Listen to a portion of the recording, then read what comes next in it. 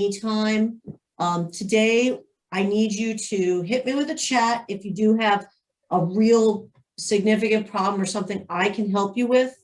But Bill and our guest presenter are going to need most of the time to sort of stay on track. They will invite questions at specific times, and when they do, you are welcome to unmute and speak directly to them because they're going to have volume today. But right now, I'm going to be going through and muting everyone's microphones and videos after I spotlight Bill's camera so that we can go ahead and show you an amazing class. So Bill, take it away. Okay. Thank you. Thank you, Heather. Well, welcome everybody to our fifth installment of Stylish Architecture. This is a pretty stylish place, isn't it? I hope that you all are enjoying our tour of great buildings and all those secret places that we've been going. We're in kind of a secret place here right now. Do you see this, Brian? We couldn't seem to find one of these nice privies in Lewisburg. So as a result, we had to go out of town a little bit to find one. If you folks recall, going back to our first session, I did make mention of the fact that unlike my previous courses and through the miracles of Zoom, that we do have the opportunity to go a little bit out of the area and see some of those fascinating things. So in this specific instance, we didn't travel too far. We only came as far south as Northumberland. And you may not have guessed it. Like I said, may not have looked very stylish, but it is a stylish privy, and it goes along with a very stylish house. Brian, why don't you just give a little bit of a sample there on where we are? That would be the Joseph Priestley House in Northumberland. Many of you are familiar with this. You know of its whereabouts. You know something about the Reverend Dr. Joseph Priestley. You may have been to the house. Possibly you've had a good tour of the house on a former occasion. It has been a museum house, in a manner of speaking, for just about 100 years, believe it or not. So we've all had an opportunity to have come here at some point in time. I brought us here for a couple of different reasons. We started off talking about that elusive term called style. And I told you that it was a rough horse to ride. And it's difficult to ascertain those individual or the pure styles. And when we were in Lewisburg, in fact, we really didn't see very many pure styles at all. We saw the iterations, we saw the idiomatic versions of the certain styles as they were interpreted by the locals. We called them vernacular and sometimes eclectic because they were sort of the product of the folks in the area who were producing them and the materials that were locally available and the talent, the architectural talent, whatever that might have been. By and large, there hasn't been a lot of professional architectural involvement in any of the structures that we've seen thus far, including what we're going to see today. But anyway, they are eclectic nonetheless, at least the buildings in Lewisburg. And I think that we've got a pretty good understanding of what eclecticism is in architecture. That's the amalgamation of all those different decorative devices and numerous styles that are kind of put together. And that's sort of what we've been looking at thus far. And this is a building which will exemplify some of that, or I should say did in a former time, but it does not in its current state. And hence the reason I have brought you here. I would like to show you an example in our area of what I regard just about the purest of the style. This is the 1798 Joseph Priestley House on Priestley Street in Northumberland. And this is the example of the Georgian architectural style. That's a style that a lot of people like to think about.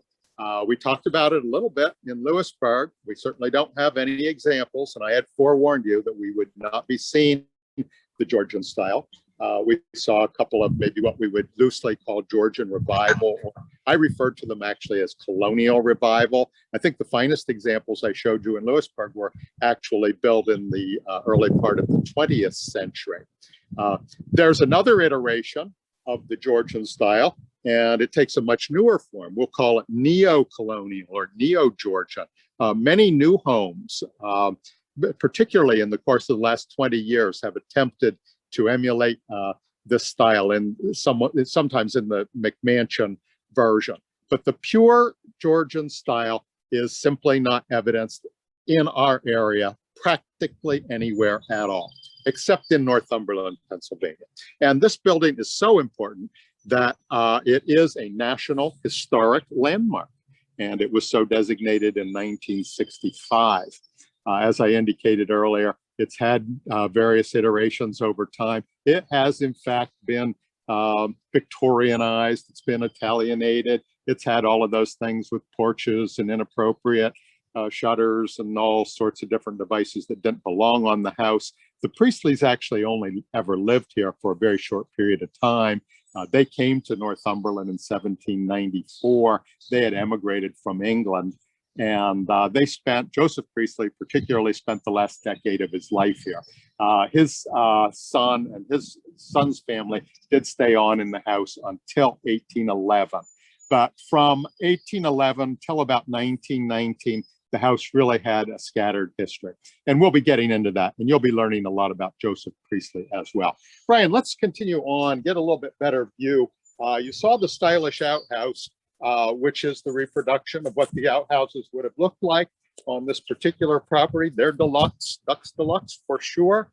There are two sides. You can zoom back in there again, Brian, if you want to. They are a slight distance from the building, probably a little bit inconvenient, but that's where they happen to be located. There were two chambers, and each one contained two pots, and you've actually got a view of that as well. You're starting to get a little bit better view of the house at this point in time, and hopefully you're starting to appreciate these Georgian features that I'm telling you about.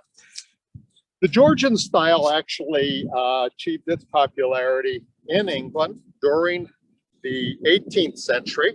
That, of course, would have been the reign of the four Georges, and then it made its way to the colonies. But it did not make its way from the seaboards by and large. So for those of you who live in cities or have traveled to the more metropolitan areas on the eastern seaboard, you have seen some of the Georgian examples, both in the form of townhouses and also in the form of the country manors like we're looking at here in Northumberland.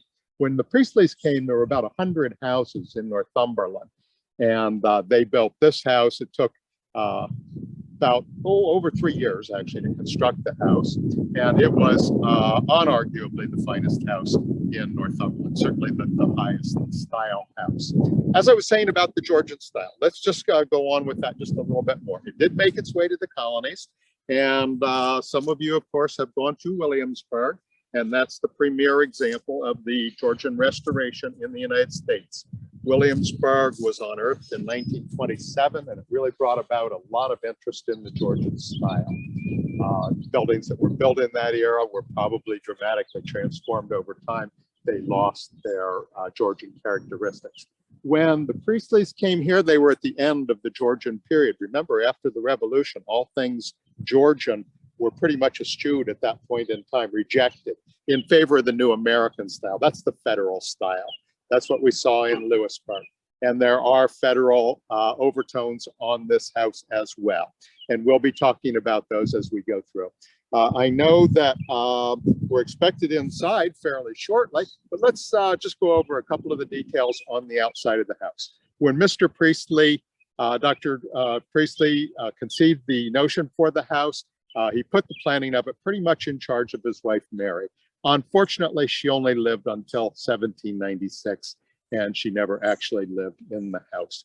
It wasn't even partially completed by the time she passed away. And then Joseph Priestley moved in 1798. He had a notion originally of building the house of brick or stone, which would have been the correct materials for the Georgian rural manor. But the weather conditions apparently were not suitable for the burning of the bricks to construct the house. So they built the foundation substantial enough to support a brick or a stone house, but he decided upon the other native material, which was wood. And in the end, he decided that was a better material anyway. Would have been more evocative of the Georgian style in New England, the clapboard side. These boards were kiln dried right on the site. Mr. Priestley knew that to get the properly dried boards would take 2 years. So he built kilns right on the property. And those were trenches about 2 feet deep. And they dried about 10,000 board feet of lumber at a time in a 10-day period by placing the lumber on edge in the trenches and building fires, slow smoldering fires beneath them to kiln dry the lumber. Look at the features on the house. Georgian, it's highly formally symmetrical. It's 5 bays. It's got wing on either side that are pretty much symmetrical as well. That's the mark of the Georgian architecture. The federal overtones to which I was referring would be the end chimneys. The original Georgian houses probably had the chimneys located a bit interior. Also, the entryway would be somewhat evocative of the federal period. That's the period of the new nation from 1780 until 1820 or 1830. And that's evidenced by the pedimented doorway, the spider web fan light above the double leaf doorway. Also, what about that great belvedere on top? Boy, wouldn't it be cool to go up there?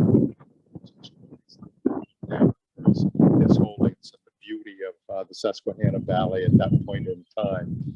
The belvedere, that's the Latin for the beautiful view up there, and I suspect it was. It still is, to be sure. Beautifully restored building. Primarily that took place beginning in 1960. And we'll be getting more into the restoration of the house, the preservation, the conservation of this wonderful building and how it came to be. And I hope that you all get to see this. Let's walk on around the circular drive, Brian. We've killed about 15 minutes here. Boy, we've got a lot to see on the interior. For those of you who have more questions about the exterior of the house, we'll be covering the other elevation. This is the front elevation, by the way, and you'll have an explanation of that in a moment. As we get a little bit closer, Brian, just zoom in on 1 or 2 more of those details, federal details. You see the what we had called in a smaller version dentals. In this specific instance, those are called the modillions. And they're triglyph. As you can see, they've got the 3 striations in them as well. This is a high style building. Remember, we looked at brick water tables on the buildings in Lewisburg. This building has a water table as well, but it's constructed with a barge board, and you see it shiplapped on the side. Just a beautifully, beautifully done building. At one point in time, as I indicated, there had been a big Victorian porch on here and so on. Fortunately, that's all gone now. So when y'all come to see it, you will see the true late 18th century Georgian house. Ooh, here we go. We have our host who has come to greet us. Members, may I introduce my very good friend and colleague at Bill. This is Hope Webster Kopf. She's also one of the members of our group here today. And she also happens to be a longstanding docent of this particular house. And she is going to give us a tour, the likes of which we haven't seen. Before I turn this over to Hope, even when we were at the Privy, and I was asking you, I didn't get a response, if you like seeing all those secret places that we've gone thus far in our class this season. Well, when we get in here, we hope not to disappoint again, because we're going to show you secret things and we're going to take you places that no one has the opportunity other than the members of Bill 469 get to come, right, Hope? Absolutely. So what about this place, Hope? Why don't you start telling us about it? I'd like to welcome you first. So glad we could share this Joseph Priestley House Museum. And initially, I have a favor. Would you turn all the way around and look at the river? Now imagine there's landscaping almost to the river, because that's the way it was. This house was meant to be seen from the river. Joseph Priestley loved landscaping, and he loved what's called the landscape vista. So,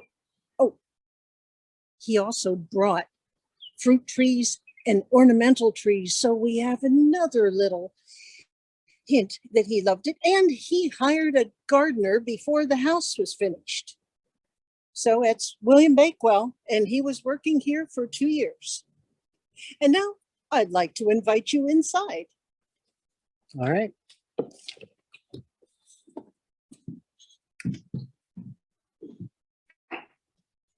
Oh, this is wonderful. Where are we here? This is great. This is the grand hall. And since you came in that door, that would indicate your friends. Only friends came in that door.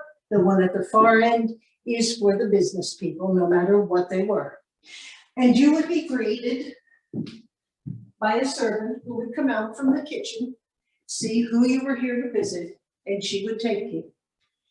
Now, it wouldn't look like this because all the doors would be closed. That was for several reasons. Well, two. One, privacy. Two, to keep the temperature in the rooms constant. Warm in the winter, chilly, nice in the summer. So, oh, go ahead. So you may talk about that. I may talk about that. That's right. The people who set this up as a museum did not know which rooms were which until 1983, when in a drawer at the Royal Society in London, PHMC, that's the people from Harrisburg, found this drawing, the Lambourne drawing. And on it, we see the use for each of the rooms.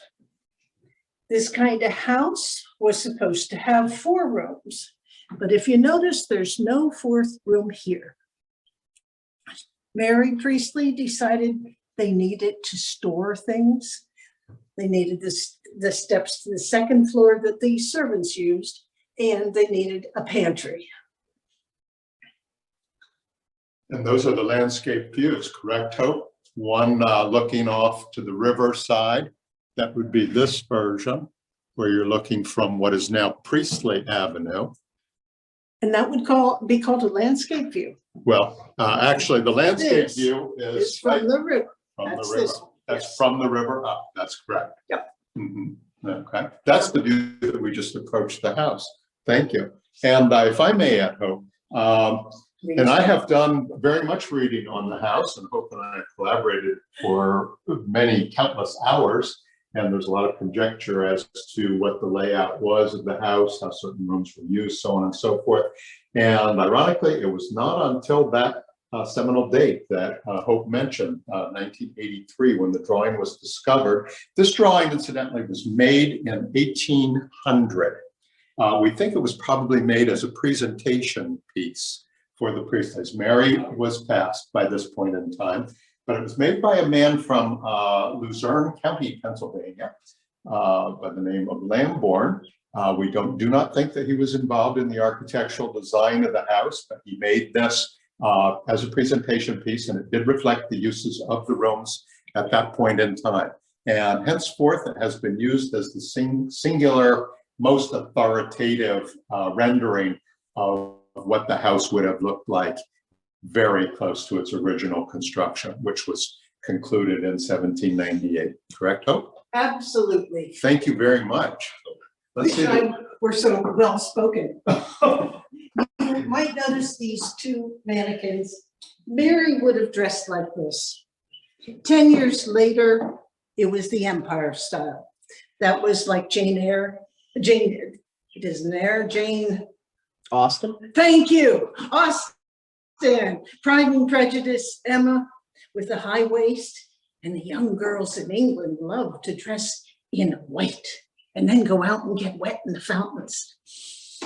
There were no corsets there, only here. Big change, freedom. Mhm. So come into the drawing room.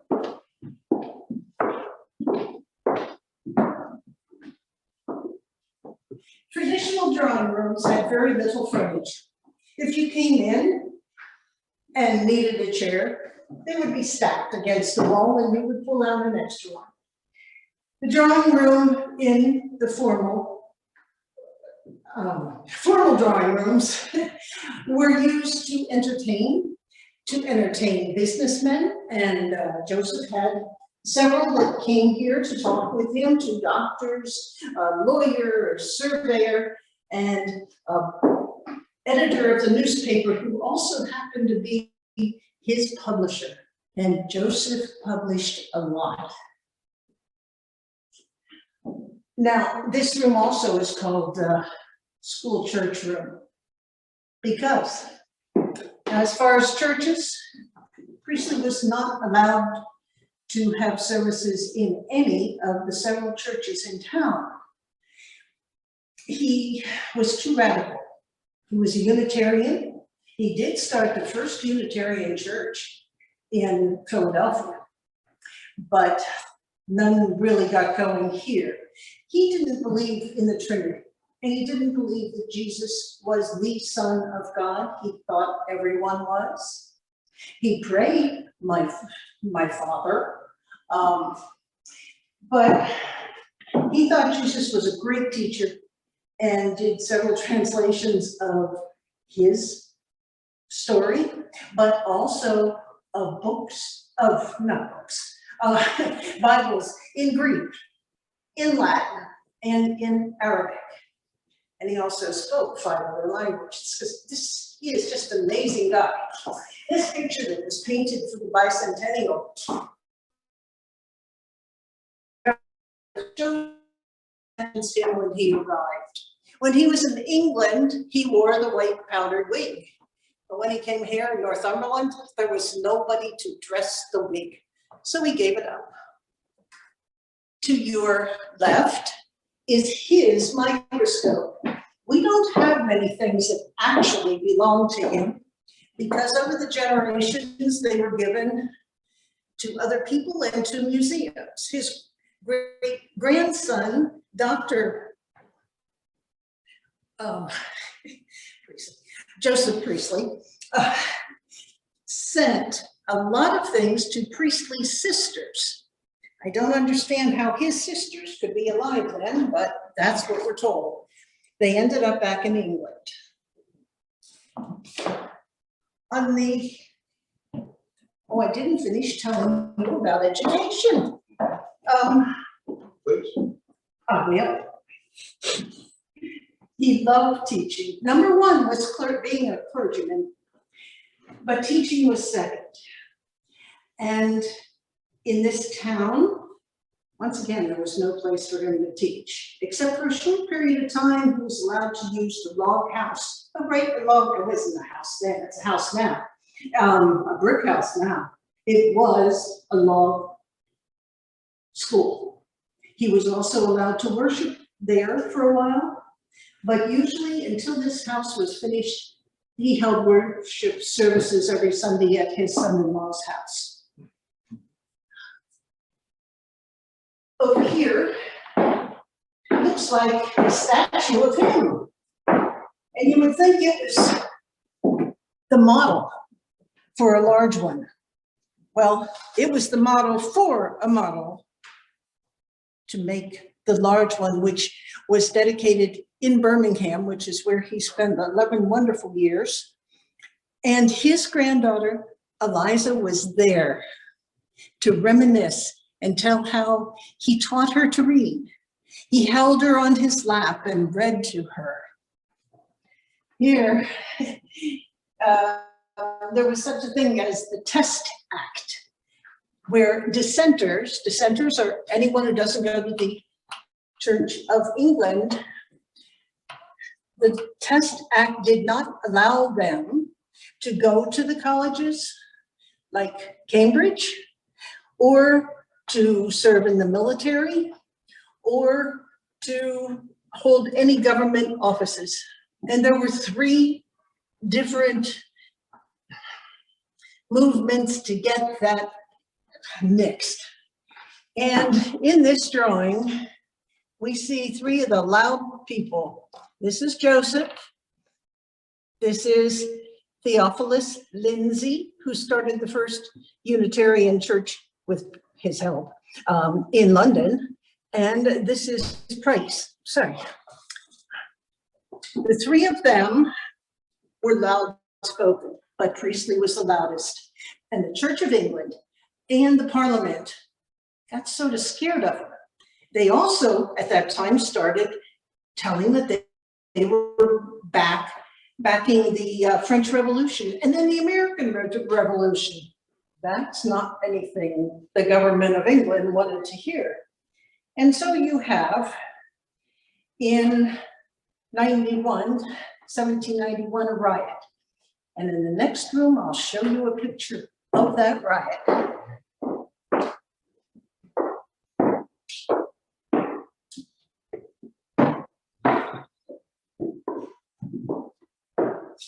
Here we are. In that riot, now we think it was instigated by the government, but they started by destroying the old meeting house, and then the new meeting house, and then everything on Priestley's property and on the properties of many other dissenters. Now you have entered his library. Doesn't look much like a library, does it? Imagine this room covered in bookcases, tall bookcases filled with books. There was no library in town. There was no coffee house, which there were in England, and you could go to a coffee house and someone would be reading out loud. That was very popular in those days. Priestley would loan his books to the townspeople, and he loved it when they brought him back and were willing to talk with him about it. His library was the largest in America and in England.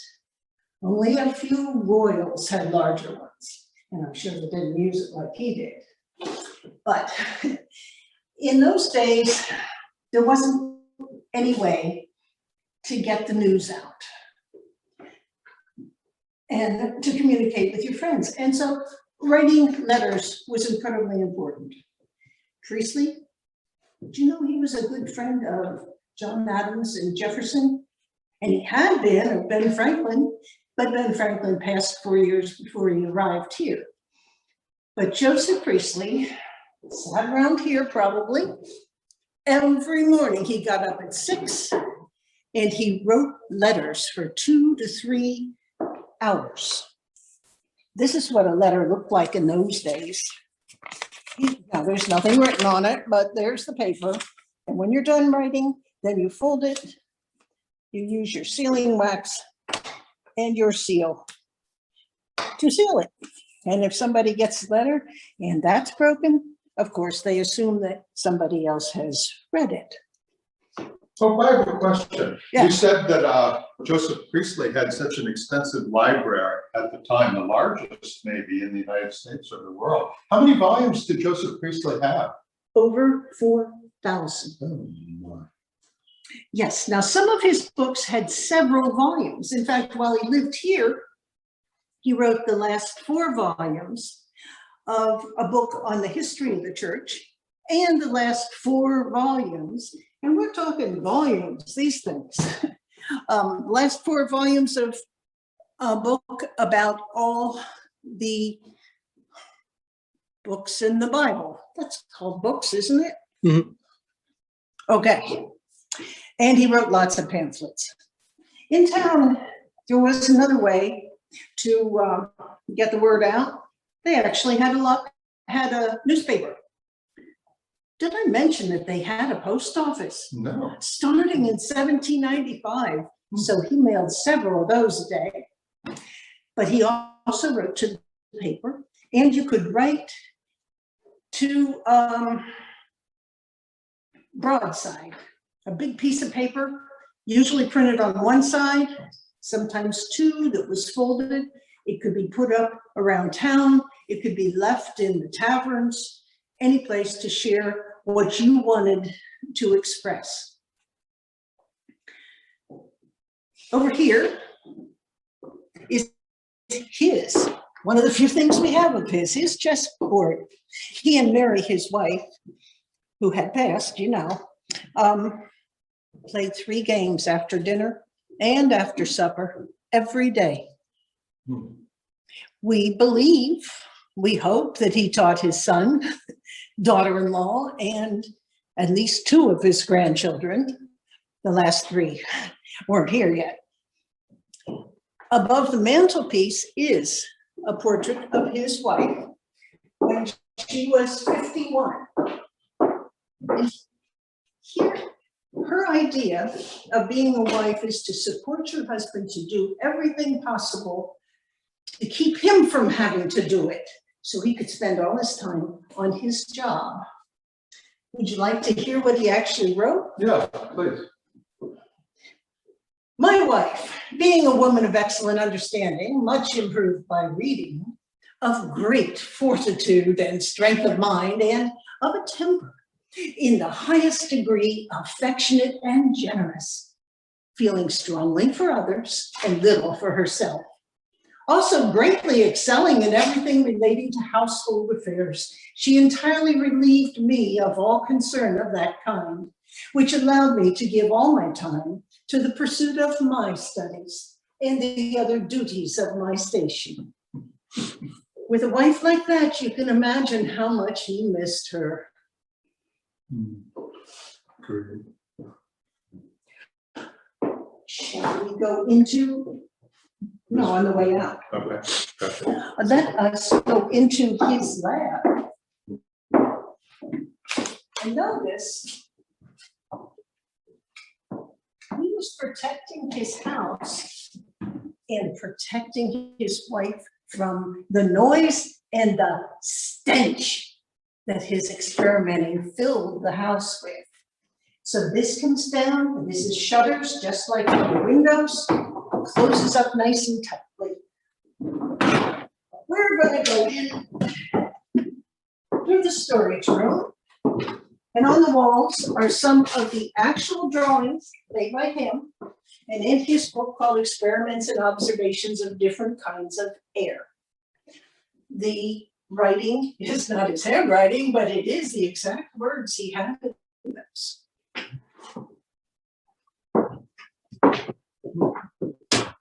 Come on in.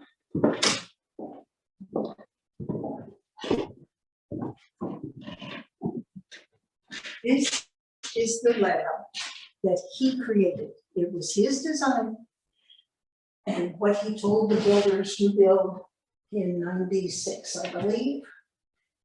On the wall is another lab from that time, Detroit's. And if you look at that, you'll see that that lab was built for many people to work in.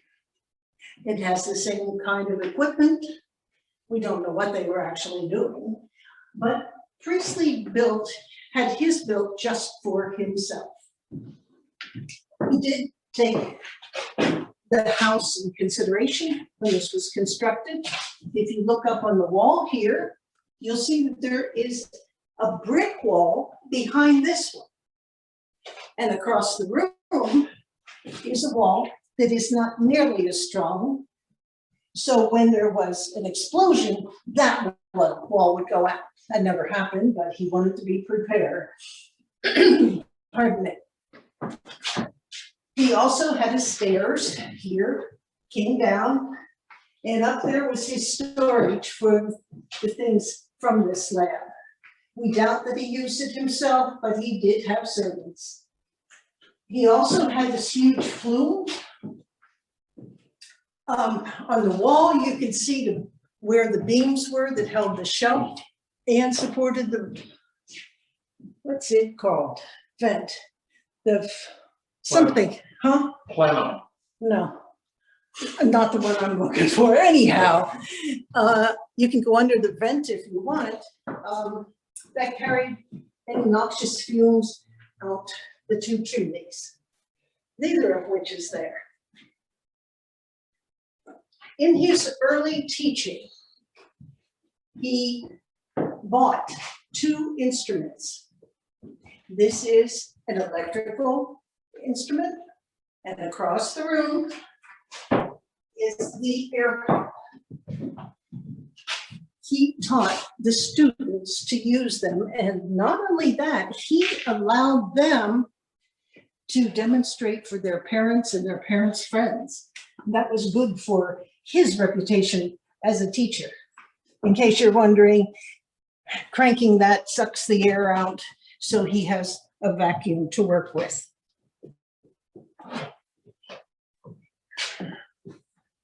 burning lens. And then there's another across there. And that was used to find oxygen.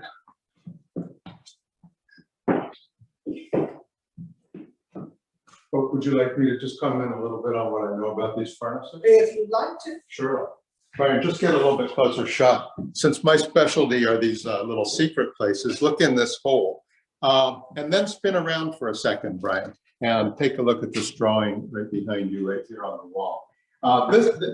All of what you're seeing here right now, what I'll take a moment or so to explain, this is all recent archaeology, primarily through the decade of the 90s, because as Hope was saying a moment ago, the knowledge of these furnaces had long since been destroyed. There was very little evidence. So the archaeologists who were employed by the Pennsylvania Historical and Museum Commission, they came in, they did this stratigraphy, we'll call it. You can see where they have gone down many layers below the surface of the floor, and they have discovered what the foundations would have looked like. And that is the schematic, Brian, to which I was referring a moment ago, showing all the layers, the strata of earth and all the rubble that have been placed in there in the determination of what these furnaces might have looked like. One of the furnaces has a sand bath on top. That's this one, Brian. Okay. So the sand would have been heated to distribute the heat more evenly to the whatever the substances were that were being heated on top. And it kept the glass from burning, Kept from the glass- breaking. Kept the glass They from didn't breaking. have Pyrex then. No Pyrex, right? And this was the solid surface, right, Hope? Yes. So anything that would not have been endangered of blowing up or exploding would have been placed on this. These were fired with the wood, the same wood that was used to heat the house in the fireplaces. And we'll talk a little bit more about the fireplaces as we go along. And that's a pneumatic trough that That was is a used to pneumatic trough. isolate the various gases. Right. And there's one behind the door that was probably an old wash basin. Wow. He did at first use things from his wife's kitchen. And gradually he met people who were happy to provide him with the equipment he needed. My, that's a piece of white marble, isn't it? I don't know. It is. Beautiful. Okay. Mhm. Okay. Have we seen the laboratory? Would you like to move on? No, Okay. I would like to tell you about the American Chemical Society, Of course.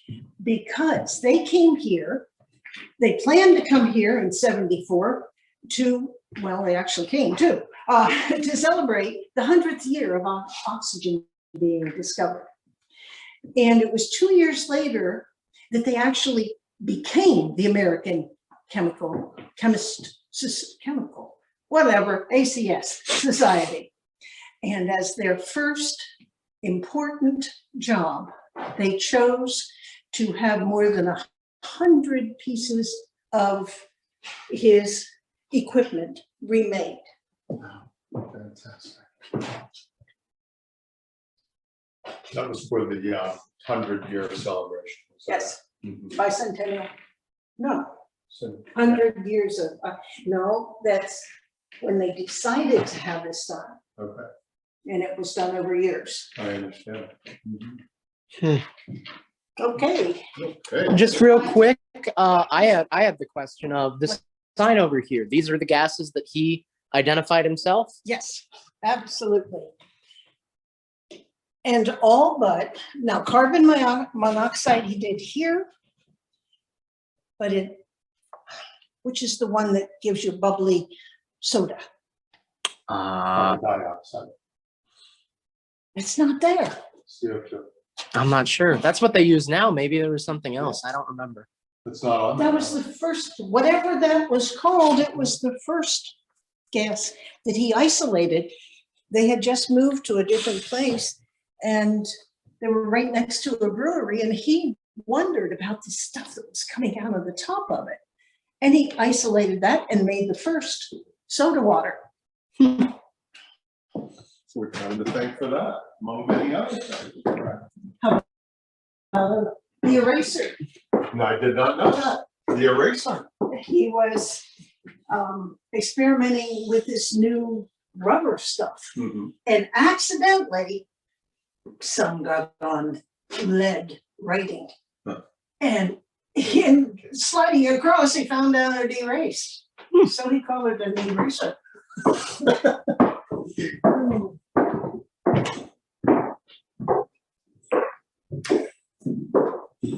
In probably 1703, let's try this again. 1803, he had an accident. And in that fall, he injured something that made him walk on crutches for a while, and then only with his cane. Oh, by the way, up until then, this old man walked 4 miles an hour. Can you imagine? Well, after that fall, he couldn't do the stairs to go upstairs to the bedroom. And so this room became his apartment, and he slept on something like this day bed. This is not the original. And if you come next year, it'll have proper covering on it. This room is getting a big remake. But right now, for temporarily, we've collected maps that he might have had. In the center, we've got Pennsylvania, and that's from 1795. Over here, North America, showing the areas that had just been discovered and explored by Jonathan Carver. Let's see. This one may have been taken to him by Benjamin Franklin. It was printed by Ben Franklin just before he and Priestley met. And a poetess, Anna Letitia Barbauld, wrote a poem about his drawing room, and she started it with maps of every country known, but not a foot of land his own. So having seen all these, I can't imagine that a good friend named Franklin wouldn't bring him this one. In the middle is a world map. And of course, everything hasn't been explored. It's mighty different. But I find it amazing. He has on here the solar system. Of course, it's missing 2 planets and the rings around Saturn. It's got the constellations, the map of the moon, and a whole bunch of other things. I am amazed by this map. And I'm going to skip, well, he's got, this one's up because he never did become an American citizen. So we assume he loved England enough to want that map. Over here is a map of the 3 voyages of Captain Cook. Captain Cook had asked Joseph to be the narrator and the astronomer on his second trip.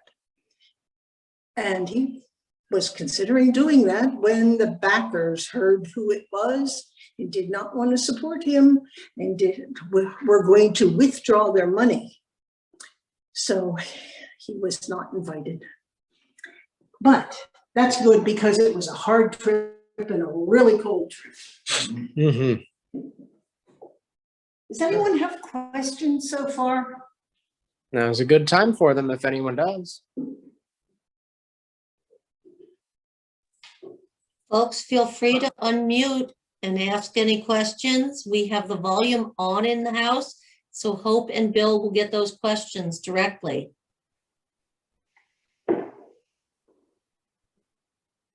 Well, if you think I think so. All right. we're going to go next door to the dining room. Okay. So after he spent his hours in the morning writing letters and everything, he would come over here. So breakfast was served at 9 o'clock in the morning. And Joseph did come every day, but all we had was tea. I don't know why. And this meal is the only one where children might have come. Dinner was the main meal of the day, served between 1 and 3. There were many courses. There was a lot of socializing. And it lasted well over an hour, sometimes. And children were not invited until they were of an appropriate age, knew their table manners, and had developed good social skills. Then they could join them. So, at early afternoon for dinner, supper was at 9 and it was usually leftovers. And the person who would have arranged all that was the mistress of the house. Couldn't be married. This was Joe Jr.'s wife, Elizabeth Ryland Priestley. The Ryland family and the Priestley family were good friends in Birmingham. And so these two played together as children. They were married less than a year after both of their parents' estates had been totally destroyed by the riots.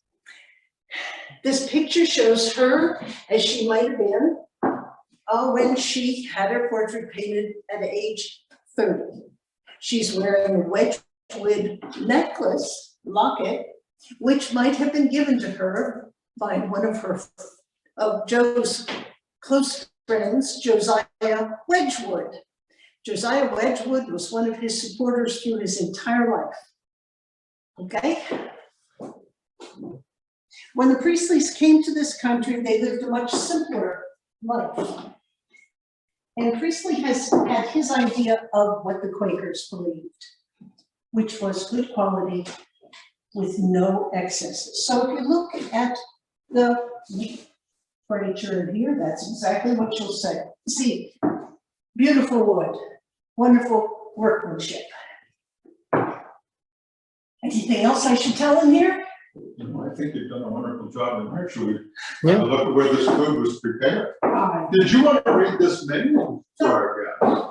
I think I'll get a picture of it so you can get an idea of what might that's only be. a 12-night menu. It's the most peculiar selection of foods, isn't it? Yes. Don't look at it too long, it'll spoil your appetite, right? Some of these sound good. Yeah, Which ones? Some of them sound good. How about some flummery? yeah, flummery. I like the head of cod myself. Okay, let's go to the kitchen.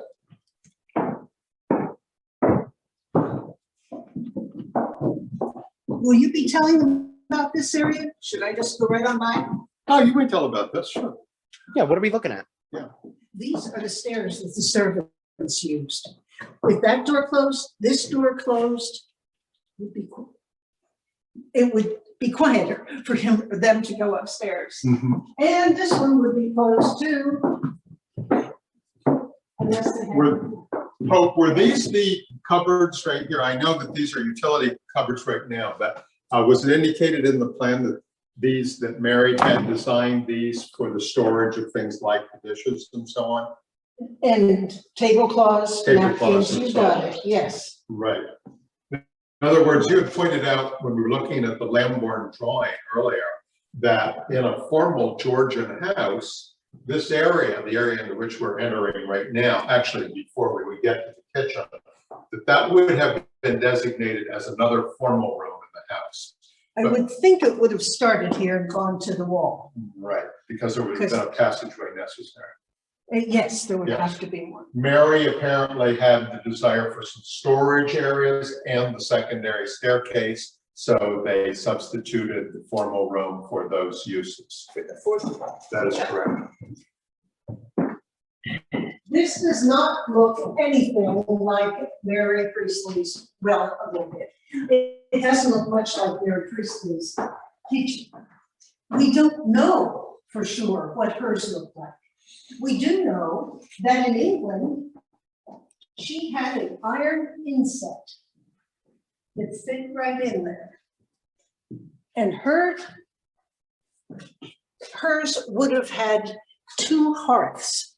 On the left would be a cooking hearth, and on the right, the warming hearth that held a kettle or something with waters. And there would be another for stock to be made into soup or stew later. She would not have any of these utensils. She would have had copper and lovely ceramics. Anything, Dad? We could talk about how this fireplace came to pass. Oh, you want to hear that? Huh?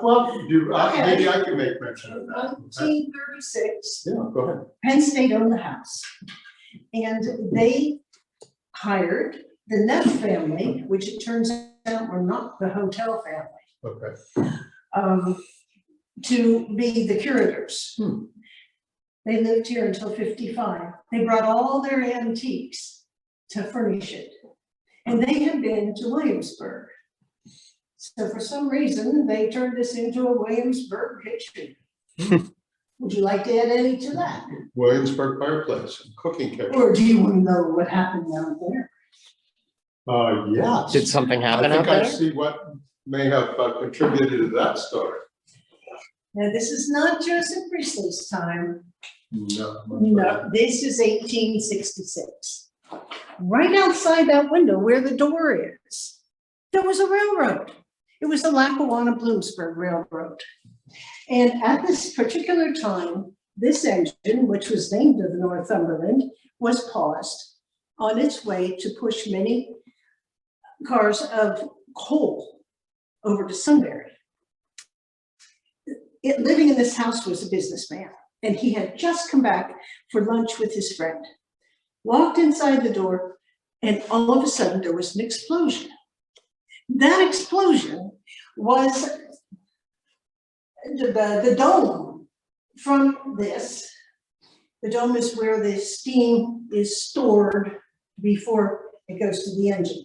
It went high into the air, came down over that end of the kitchen. Now, one newspaper article says that it bounced, went out this side, and landed on the lawn, but the local newspaper doesn't mention that. So who knows? But the boiler, part of the boiler landed 3 blocks that way. All the fences on either side were blown down, just swept away. Part of the boiler went through another person's house and stopped at the fireplace.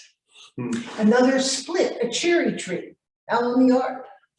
And another piece landed on the ice of the river, not near shore, but over near the island. And the paper said the engine was destroyed.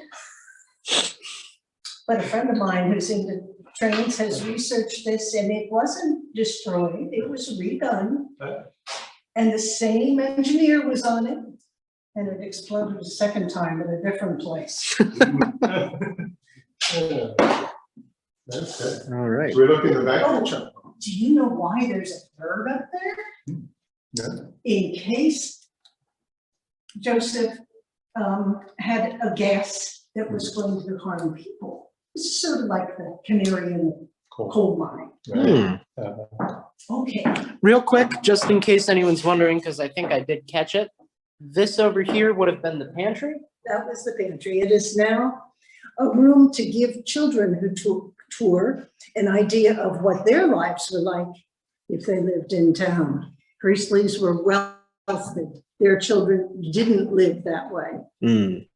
But yes, Bill, the yoke, every family had at least one. They came in different sizes. Did you want to try it on, Bill? No, that's okay. Okay, then let us go in.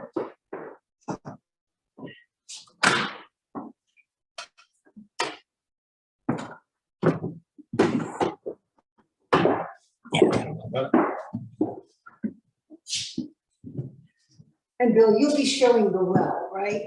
Okay, sure. For me, for us. You'd like to see the well? Okay, this is, you can be getting it up while I'm chatting. This room was used for messy things, like plucking chickens, scaling fish, doing the wash, hanging it out here. They hung meats to dry. Anything messy was here. And at the time, this floor was on a slant. And according to the Langborn drawing, there was a door right here. So after you were done making a mess doing your tours, you just swept everything out onto the courtyard. Now, Priestley talks about them putting in the foundation of the house and the foundation of the well that Bill's going to show you. Lucky servants didn't have to go outside to get the water. No, indoor well. How's the shot turning out? I think it looks pretty good. Dip that camera down in there. Yeah, Don't drop it. drop it or you'll put us out of business all of a sudden. There we go. The well is, as Hope said, was actually, and this has been well researched also, was an integral part of the foundation of the house. And they envisioned it, as Hope said, on this so-called back kitchen so that it would be convenient. And it's about 37 feet deep. It still has water. And you can see the water in the bottom. Absolutely. And that would have been hand dug. That was all hand dug, of course. Yes. All right. So let's go around here.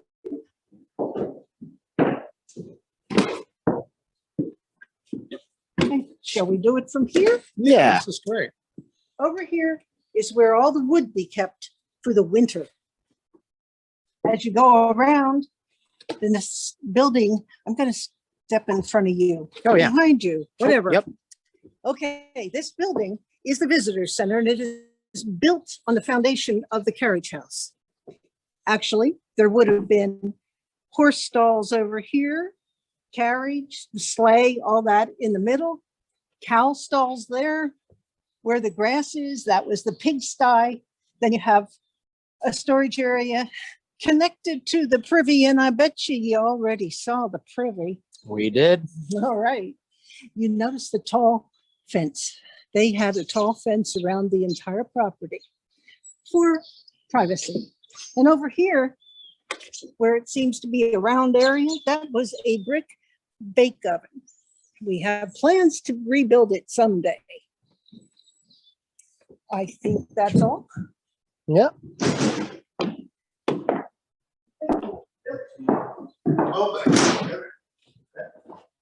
And here we have The the, Neffs put that in. It's never been a working thing. We don't know anything about it. So I'm going to turn you over to Bill, and you'll be, We'll join you at the bottom of the staircase in a few minutes. Is that so not right? at the top. At the top, that'll be fine. Top. We'll come up. Okay. all right. No, you go first. Okay, so we'll go on through. Be thinking of your questions, I will, not you, them. Everybody will. yeah. Before Hope takes her break, Heather, do you want to open it up to our group and see if we have any questions thus far downstairs? Absolutely. Folks, I'm able to mute you, but I cannot unmute you. You have to do that yourselves. Just at the bottom of your screen for most of you, a couple of you with Apples, it might be at the top of the screen. You click on the microphone to unmute and please ask any questions you have. And if you don't have a microphone, just chat to me and or chat directly to William Brobst in your chat options and Brian will read it to you. Do we have any questions?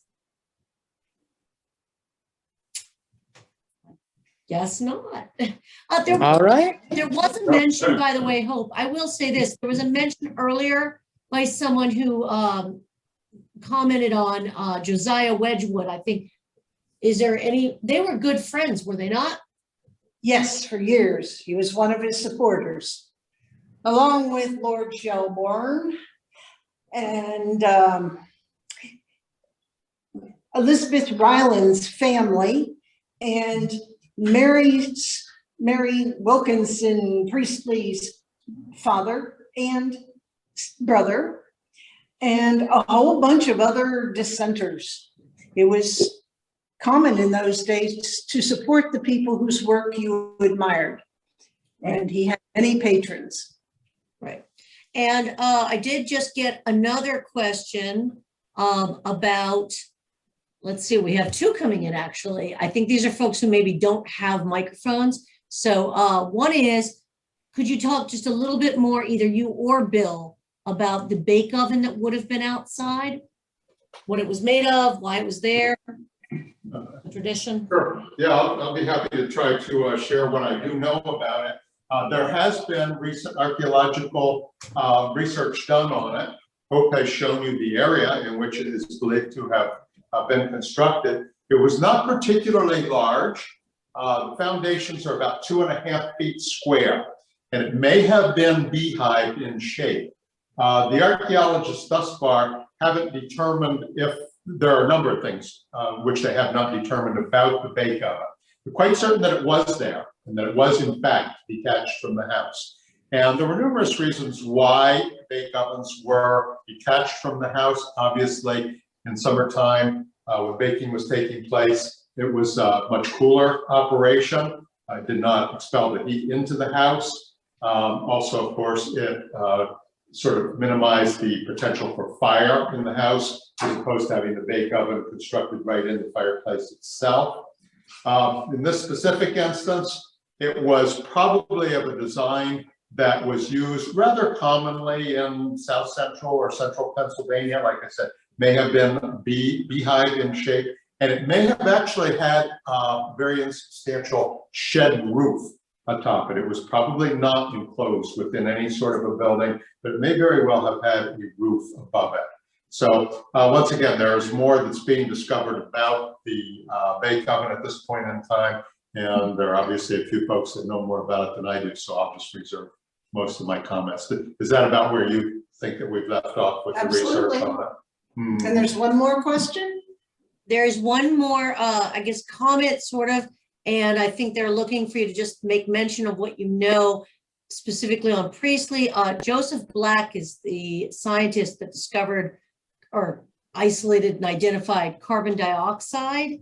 Pam Christ is one of our students who's also a teacher on biology and sciences, so she was able to provide that name. But she did comment, Priestley was known for making fizzy drinks, was he not, Hope? He sure was. There you go. And there were doctors who thought that that would help the sailors not get scurvy, but it didn't work. But did that have anything to do with, did Priestley drink alcohol? Only very occasionally, hardly at all. So his fizzy drinks, if I remember correctly, they actually did gain some popularity even during his time, did they not? I think so. Being non-alcoholic, I guess, is what I'm getting at. Yes. Now, his wife had a brewery over in England.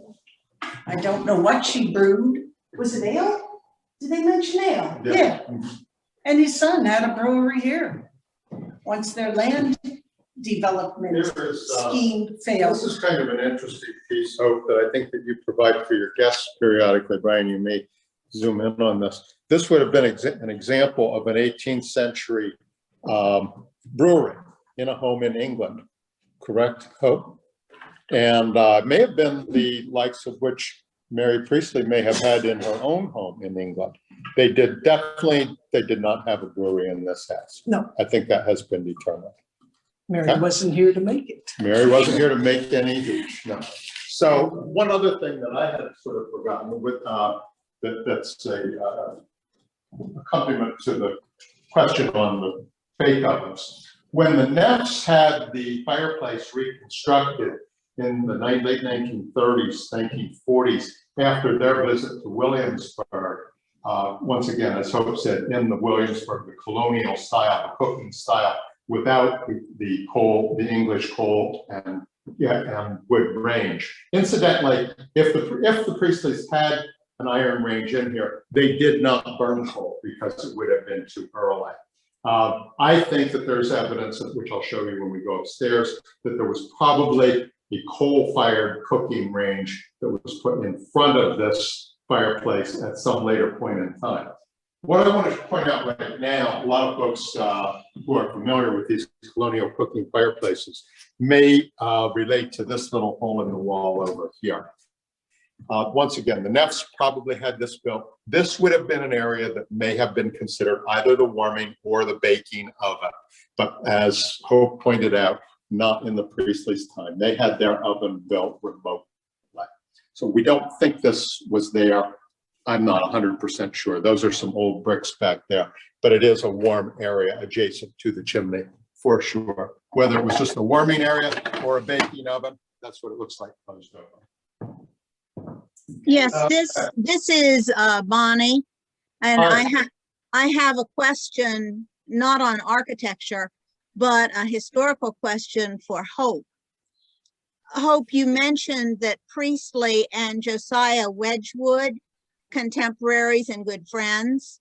Yes. What was Priestley's view on the practice of slavery? He preached against slavery, several sermons in England. I don't know if he preached any here against it, but they did have to employ a slave in this house for a while. They employed him from someone else. I don't know who got the money, but no, he was very much against slavery.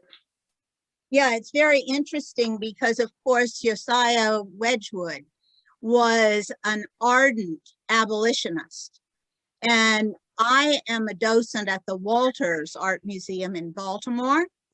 And we have a number of pieces made by Wedgwood depicting those abolitionist feelings and practices. One, in fact, shows an African American, a Black, in the posture of a slave, and it states under the picture, "I too am a brother." Oh, nice. So I just wondered what Priestley's idea was, since they were contemporaries. And of course, England abolished slavery long time before the United States did. I don't think he said much in this country, partially because he was shocked that the Quakers in Philadelphia were part of the triangle trade. Yes. And they also wore fancy clothes, had big houses. That just was not what he thought the Quaker ideal should be. Yes, very interesting. Thank you. Thank you for your input today. Thanks for your question. All right, so you're gonna take a quick break and we're gonna look around a little bit and then we'll meet you at the top of the stairs. Yep. All right. Okay.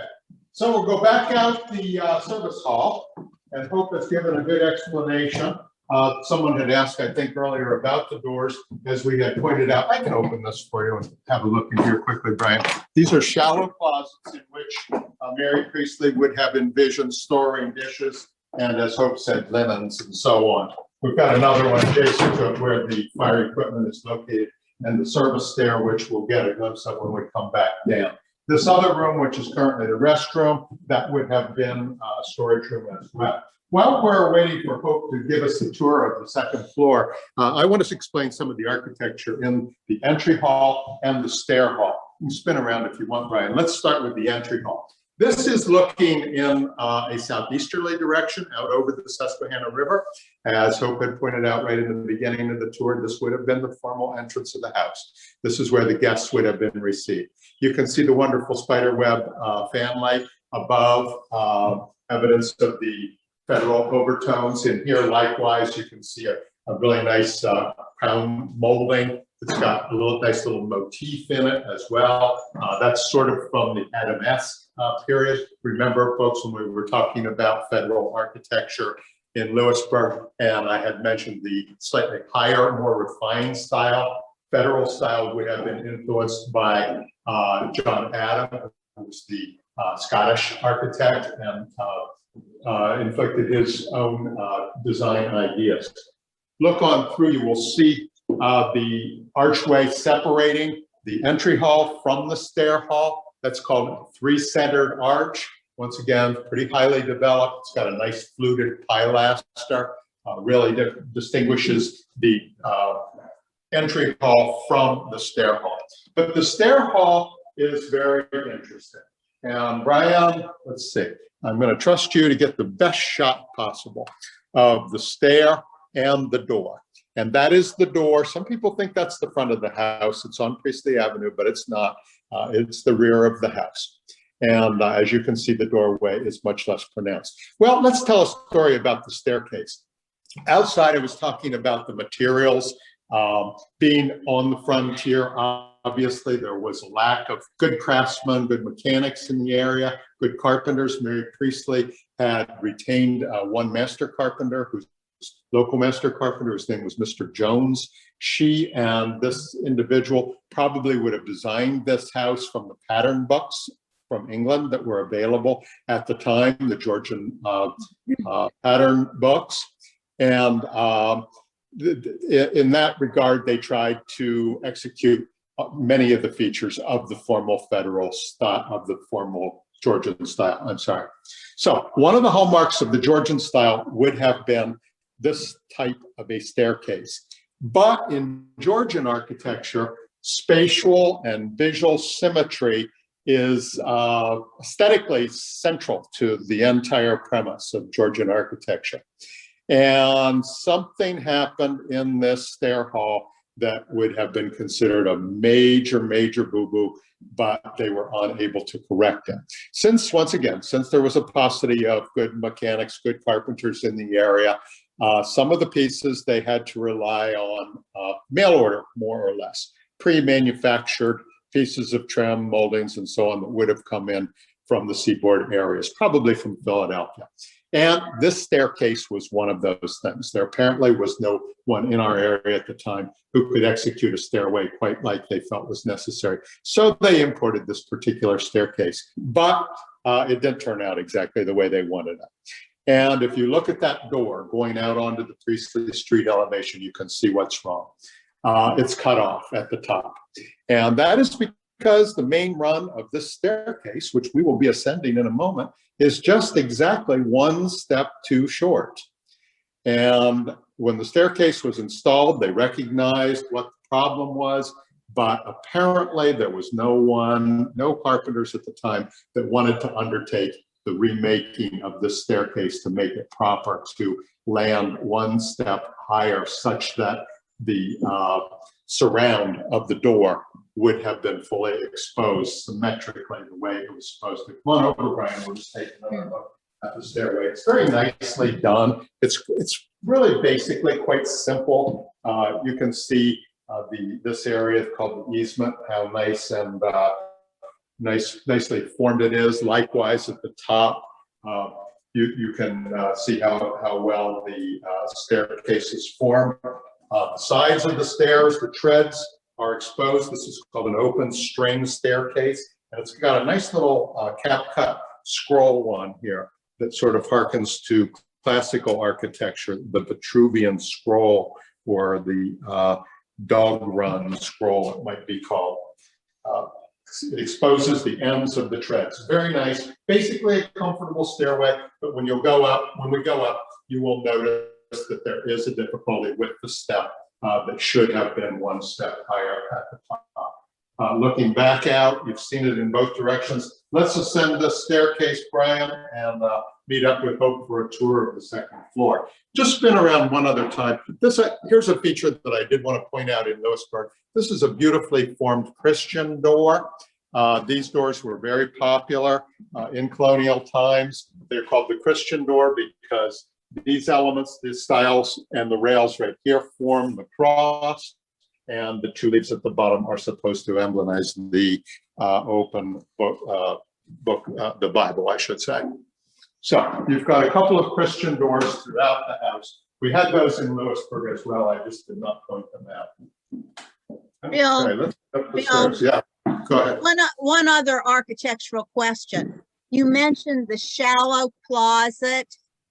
I was just wondering, in the time of Priestley, was this property taxed by England? Now that I don't know. We'll have to ask Kopf on that one. I don't think so. No. Okay. The reason I brought that up was I think you probably remember as you visited the Star Spangled Banner House with me in Baltimore, they tell the story that a closet was shallow in Baltimore because they they identified a room for taxation if you could step into it. So Wow. therefore, the closets were very shallow, so they could not be confused with a room, and therefore they didn't have to pay tax on a room. Right. And the Priestley House, like many colonial houses, just simply did not have many closets. You'll see that Right. upstairs. Yeah, Right.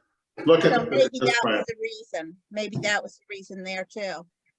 When I was describing the architecture of the staircase, I did say it's considered an open string staircase because the ends of the treads do show through. This is a good vantage point right here to look down. This is what is regarded as an open newel staircase. It's not a symmetrical staircase, but it is open newel, which means that you've got a newel post at each turn on the staircase. This part of the banister right here is called the ramp. I did refer to the easement down below.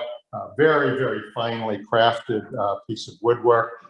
If a carpenter at the time had the desire to rectify the problem, which I was describing, the lack of the one step for height's purpose, obviously the banister would have had to have been redone as well. It was not as simple a project as it might sound like it was, and that's why it was not done, and the doorway was cut off.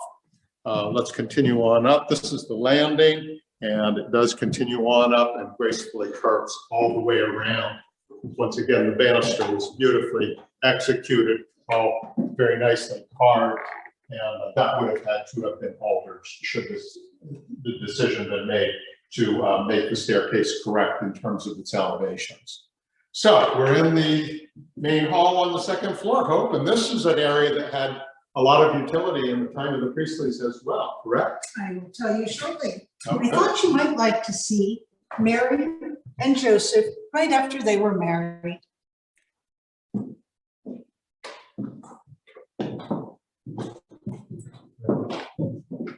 And here is a picture of the Bucknell Grammar School. I found this here and I went home and looked it up. Yay, Google. And I found out that Joseph Priestley went here when he had been adopted by his Aunt Sarah.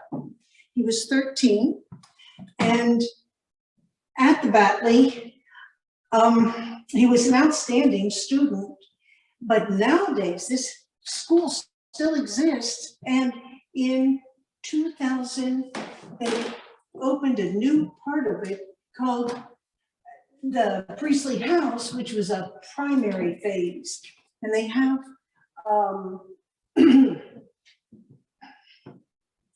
this is a proposed statue.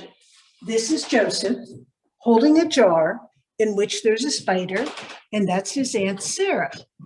And so at age 13, this would be one of his first experiments. Why did the spiders not stay living?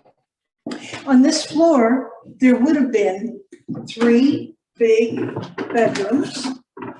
This is now our reference library. That one, it was the administrator's office, and now it's storage, but I think you're going to see a little bit of that. Oh, yeah. And over here is a small one, and there's a small one. There's only one room that we show on tours. This is Elizabeth Ryland Priestley's bedroom. And this is her daughter Eliza that I told you about at the statue in the drawing room. The second floor is the ladies' floor. Downstairs is men's business. This is ladies' business. And for Elizabeth Ryland Priestley, she would have entertained her friends here, and you notice the friend's chair gives a good look out the window at the river. She would have taken care of business and letters at her desk, and at this table taught her children. She was the teacher. A lot of what they learned was about nature and about the Bible. Her daughter, she would teach sewing, tatting, needlepoint, etc. The bedroom itself would have been used by Elizabeth Ryland Priestley and her husband and the smallest child. We have a cradle here so they can take listen to it at night. These dolls are called fashion dolls. It's how the wealthy here learned what the latest fashions were in England. They would send a doll. If you liked the clothing, you would take it to your dressmaker and choose the fabric. And then they became the child's play toy. You might be interested in this too. This is a little present for a baby. I'm sure you can read it. Do you know what those letters are made out of? Anybody know? No answer. They're made out of straight pins. Straight pins rusted then and they got lost between the planks and the floor. You always needed more straight pins. Now, if you're wealthy, you leave it like this, maybe put it up on the wall. But most people, oh, this would be a wonderful gift just for the straight pins because everyone sewed. A wardrobe for Elizabeth Rowland Priestley's clothing. And of course, that chair has a special use. What am I forgetting? Not sure doing What would be the this. special use of the chair? When you had to go, you lifted the lid, Lift the but there's lid. nothing in it now. That's a potty chair. Ah,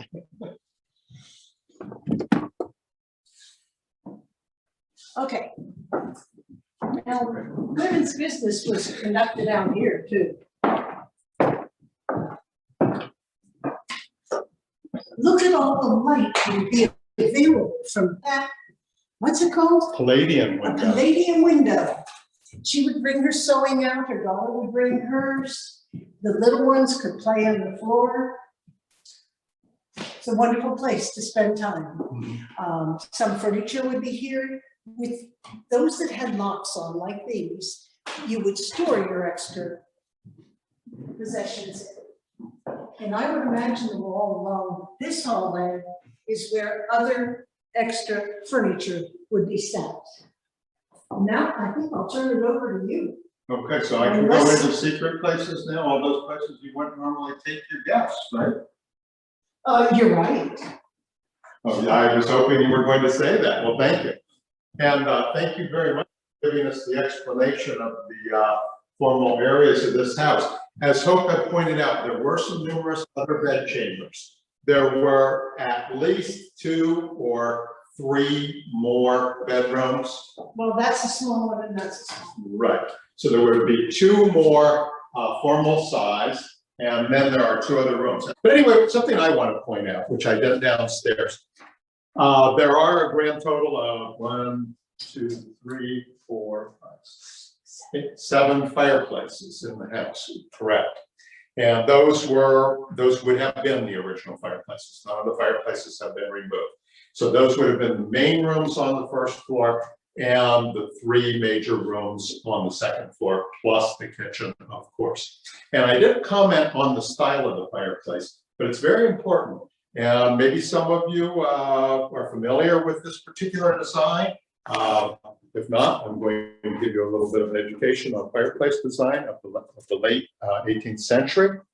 And I'll also inform you that if you're considering constructing a fireplace, new construction, you may very, very seriously want to give consideration to some of these things that I'm telling you. This would be considered a Rumford fireplace. It's named after Count Rumford. Actually, his name was Benjamin Thompson. He was from Woburn, Massachusetts. He actually devised this particular scheme of fireplace construction and reconstruction, exactly concomitant to the construction of this house, 1795. It was revolutionary new at that point in time, and it was devised in such a way that it provided vastly more heat than a conventional fireplace. There were some people who later thought that these looked peculiar, but they're designed this way for a specific reason. Notice the very, very narrow back, the fire back. That has about the same dimension as the depth of the firebox from the front to the back. That's very, very important. The opening is approximately square, and it's 2 to 3 times the size of the fire back and the depth from the breast of the chimney to the rear. These fireplaces were intended to radiate heat. They did not heat the air, they heated the objects and the people in front of them. They were very economical of wood, and presumably the Priestleys would have been apprised of this fireplace design at the time that the house was being built. Count Rumford was in the process of remodeling hundreds and hundreds of fireplaces, particularly in England at the time. Most fireplaces in this country, in the more elaborate homes, such as this one that were built around that time, did utilize this particular style. And when you look at all the fireplaces in this house, none of them are quite as radical as this one, but they all employ that similar design where you've got those cove walls that are sloped at about 45 degrees. They can be anywhere from about 45 to 70 degrees to provide the desired effect. This is probably not the original mantelpiece in here. I haven't really commented very much on the mantelpieces as we've gone through the house. A number of them are in fact original. The one that Hope was showing you in the other room with that diamond-shaped figure. Remember, I pointed that motif out before. That's called the lozenge, and that was a popular motif as well. So, can we continue on, Hope, upstairs? Okay. You want to take a break, Hope, and Brian and I will crawl around some secret spaces? I would rather not crawl around. Okay. Okay. Well, thank you again, Hope. Secret spaces, folks. We sort of started off with the secret privy space, and Brian and I have, in the course of some numerous visits, we've discovered a lot of other really intriguing secret spaces in this house. And so we're going to attempt to take you into some of those spaces. Now, we forgot about this little room. This would have been another bedchamber. You can just step in there as well. There was a period in time when the house would have been used to keep borders for the construction of the railroads, correct, Hope? And they may have stayed in this house. As I was telling you, there was a period of about 100 years from 1811, when the Priestley family exited the house, until 1919, when Dr. Gilbert Hahn, the chemistry professor at Penn State, acquired the house at auction. And from that point on, for all intents and purposes, has been sort of a museum or an exhibition house of one manner or another. That room was actually a kitchen at one point in time. This door leads to the service staircase, which is very, very intriguing. I love this space. We'll be exiting through here. And this is a space which I know Hope is particularly fond of as well. Bonnie, there is the shallow closet to which you were referring that would not have been taxed, because I don't think that you can stand in there. Neither Brian or I can. I'm pretty sure Hope can fit in there, but She wouldn't try. I know that we can't go in it. Okay, with all that being said, we'll continue on into Bill's specialty, those secret spaces. We go up there first. Yep. Okay. I think we've mistaken which door leads where, but that's fine. Yeah, Yeah. this is the one that goes up. That's right. I'm All sorry, I had made mention of this being the staircase to the kitchen, the service stair. This is the stair to the 3rd floor. So All right, and we'll catch up with you later, Hope. we'll catch up with you later, Hope. Now we'll get folks who get to see some of the originality of the woodwork in this house. This is an area which has pretty much been untouched over the years. You'll see once we get up here. Brian is already sees the fascination I have with these beautiful boards with this little tiny quirk bead on here. This would have been the style of paneling that would have been used in places like staircases. This is original. Very, very little paint on here. The paint that is on here is probably original. Brian, what about the wear on these steps? We love that as well. Talking about the paint and the originality of the woodwork and so on, folks, I didn't make a lot of mention of it when we were downstairs. There are just literally volumes and volumes of research that have been done on this house.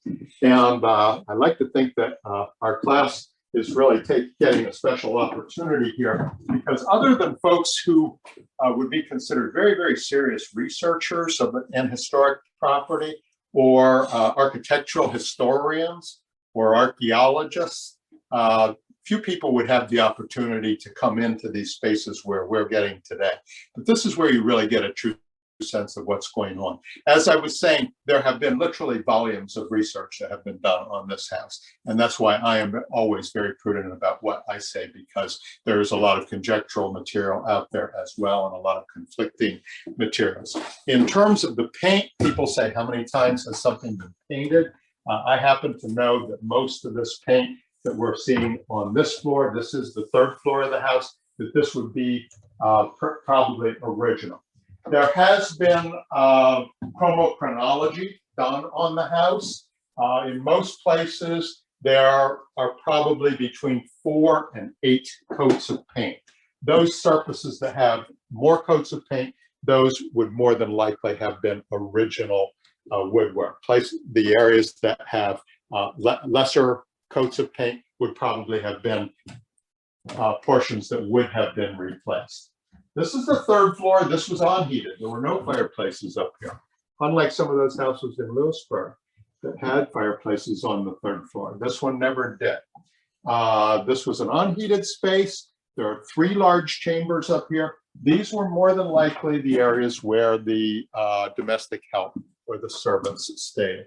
Brian is going into one of them right now. They're all very, very generous in size. Here you see those chimneys projecting through. Those are wonderful chimneys, which you saw from the outside. Incidentally, those have been removed from this house at one point in time or another. And then in the restoration of the house, they have been reconstructed, probably in pretty much an accurate sense of the word. Restoration of the house actually began in 1960.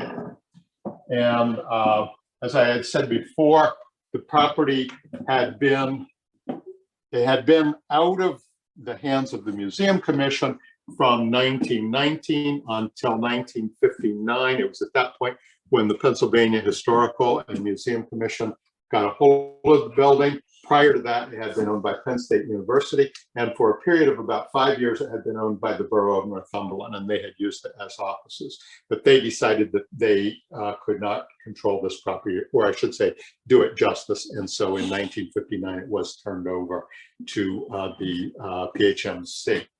And it was also at that point in time, actually about 10 years later, about 1968, that the restoration of the house began.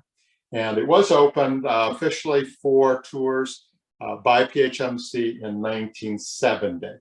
There was a lot of investigative work that was being done in that decade, not so much in the 80s, and then again in the 90s at the point in time when the Bay Coven was discovered and the work on the laboratory that I was referring to. Brian, you can just stick your head in each one of these rooms. They're all very generous in size rooms. There was just the one staircase coming up here as well.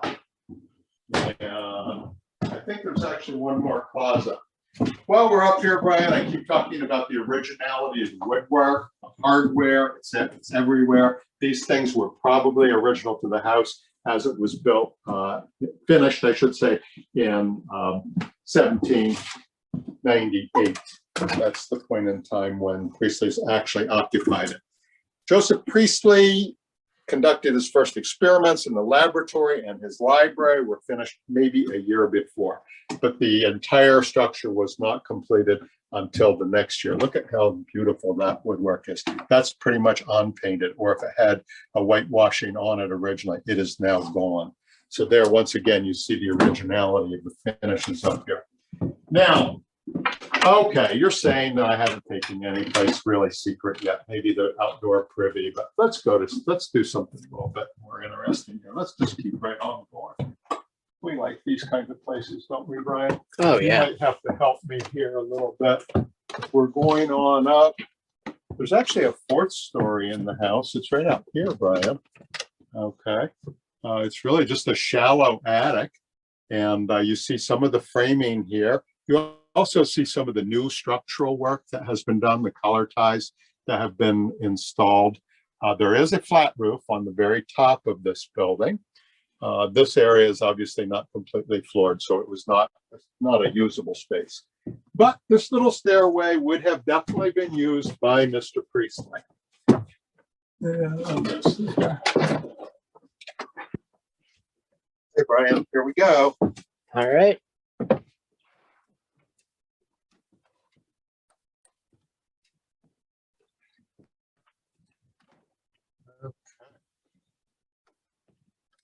So let's continue our tour on the Belvedere of the Priestley House.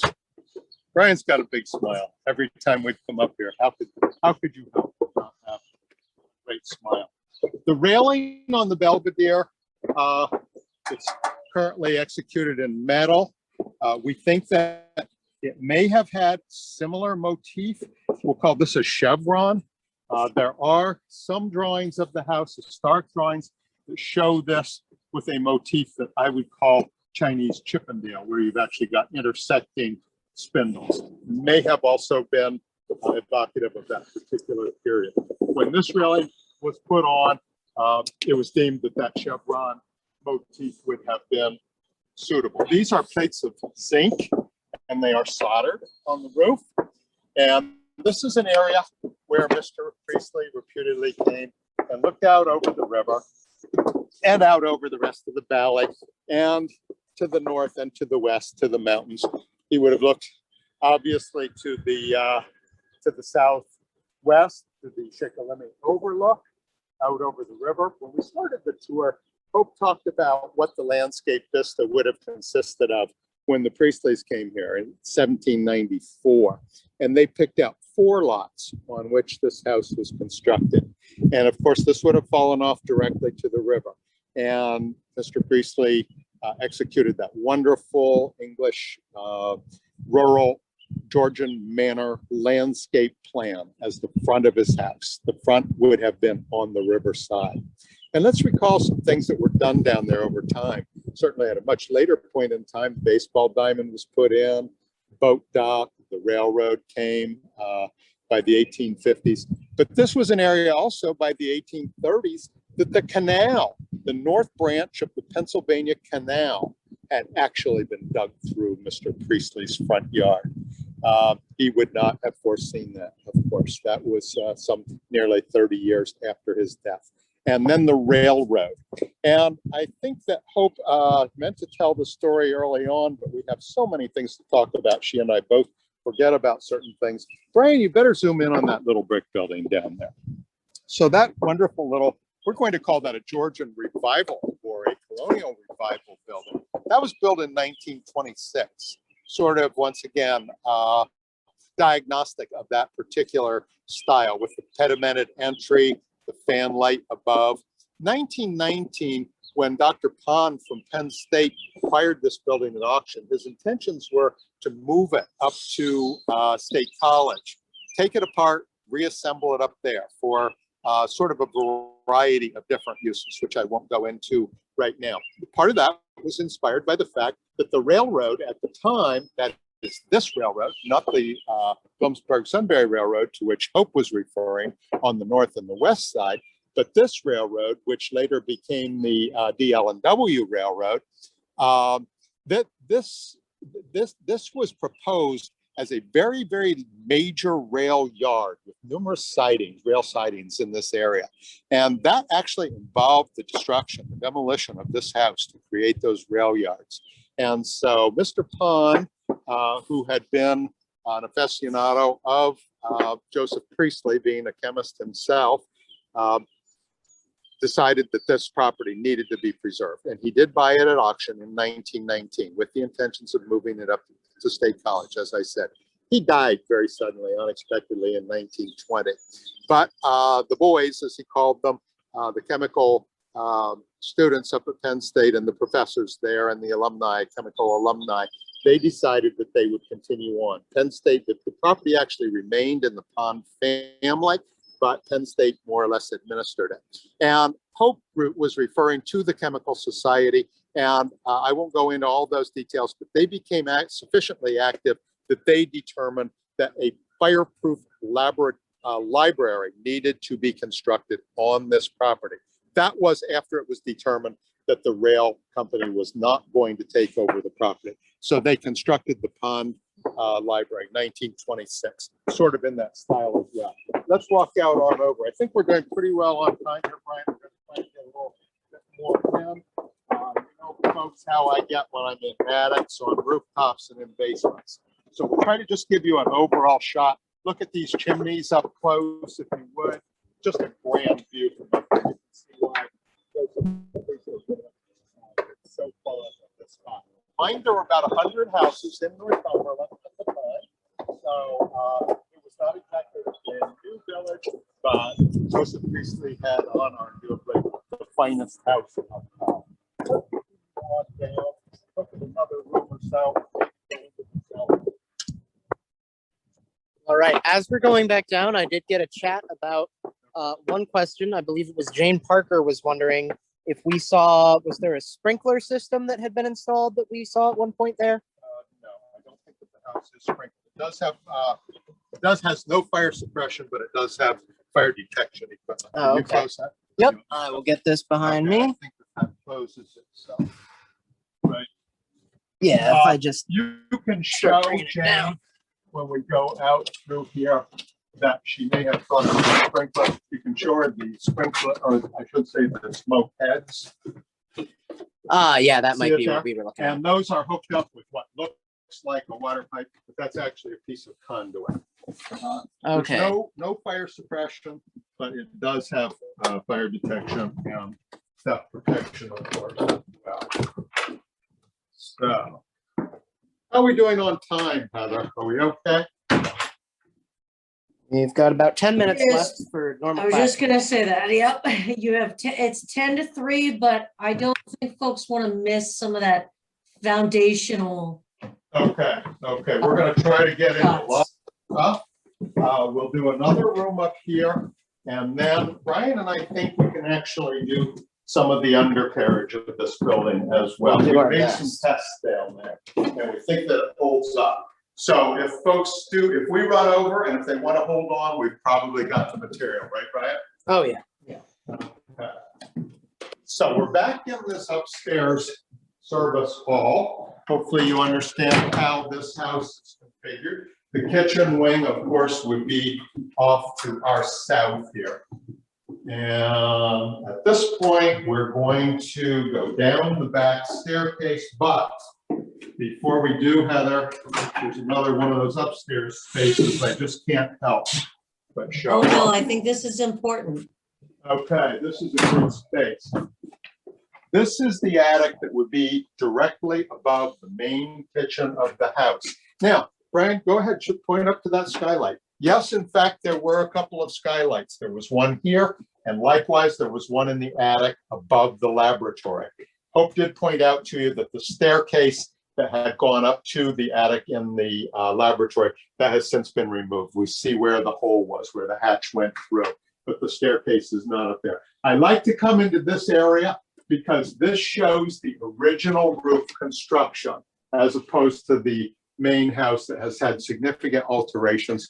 Here you've got original rafters and the original form. Brian, can you zoom in on the mortise tenon and the trennelled areas of connection on the rafters? These are taper cut rafters.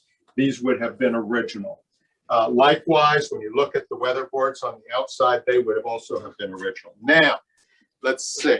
Beautiful floorboards. The floorboards obviously have been cut apart many, many times over the years for the installation of things like electricity, other utilities that have been put in. But here's an interesting feature. When we were talking about the cooking in the kitchen and what it may have consisted of, namely the installation right from the get-go of the iron, I think that's okay, Brian, of the iron range in the hearth area as opposed to the cooking. I think that at a later point in time, once again, somewhere in that 100-year period, that checkered period of history, we'll call it, from about 1811, when the Priestleys left, until 1919, when Dr. Swampy Pond acquired this building for Penn State. There were a lot of uses, a lot of changes made to the building. I did talk about the Victorianization, Italianization, reconfiguration of the rooms, multiple uses put into the house, and there was probably a coal cooking stove that was installed in the kitchen itself. And the reason I know that is because I see this little hole right here in the floor. And this is obviously where a stovepipe came up through. This would be in front of that large cooking hearth that you saw downstairs, somewhat away from it. So there would have been a vertical run of stovepipe, would have come up, and then it would have turned at 90 degrees, and it would have entered this former fireplace chimney in this little thimble crock right here. So that would have been typical in many houses where either room stoves and or cooking stoves were added at a later point in time. So, did we cover everything up here, Heather? This is an interesting block of wood. This is just Except, I'm trying to remember, was this also one of those places where you saw markings on the wood rafters to point out how they joined together or something? I may be mistaken. No, I don't think that this particular building had those. I think that may have been somewhere else. This is where I pointed out that the rafters are cut on a taper. I don't even think it shows up on Zoom, but they are narrower at the top. This is a timber frame building. I forgot to mention that. We talked about timber framing in church architecture. This is a timber frame building as opposed to a balloon frame building. This would have been a popular style of construction up until about 1830. Now, from here, we'll continue on down the servant staircase. This, of course, Bill, maybe that's also what I was trying to remember. Did you not conjecture that a servant may or may not have stayed in that room? Because of no, I don't think that room was ever used as a living space, although it is possible, I suppose, but we would have no way of actually knowing that. okay. This staircase, as you can see, does have some very, very nice wear. It was obviously used heavily, not by the Priestleys, because the Priestleys didn't use anything at all heavily. They were only here for just a few years. But in subsequent years, this staircase would have been used as routinely as the main staircase. You can see it's literally got decades, if not hundreds of years of wear on it. Just a wonderful feeling staircase. Beautiful. Okay. I wonder if Joe Jr.'s children ran up and down. Of course they did. Absolutely. What child would not have wanted to go up and down that staircase? I contend that many people in the house, maybe even Dr. Priestley himself, when he was a little bit more spry, I would not doubt it that he used the staircase as well. This one instead of that one? I think that they used them both. I think they're both wonderful staircases. If I had been the man of this house at the time, I would have used one as willingly and frequently as the other. I enjoy them both very much.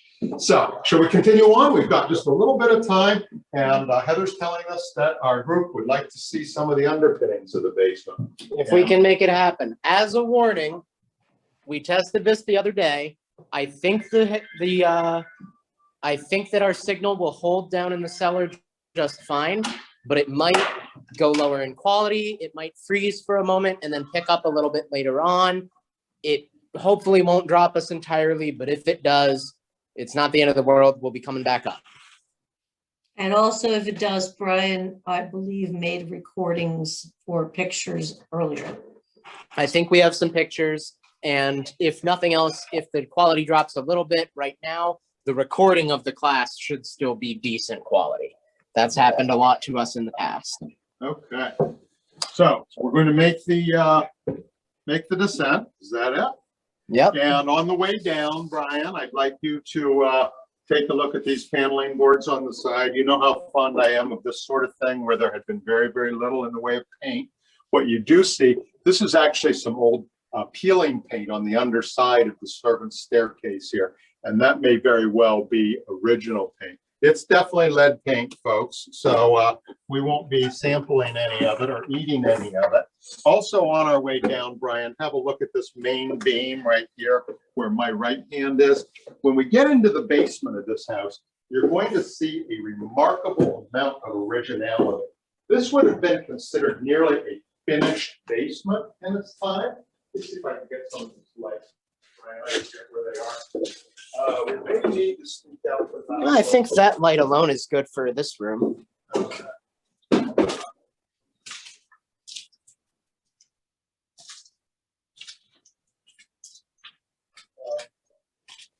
thought this had a string on it.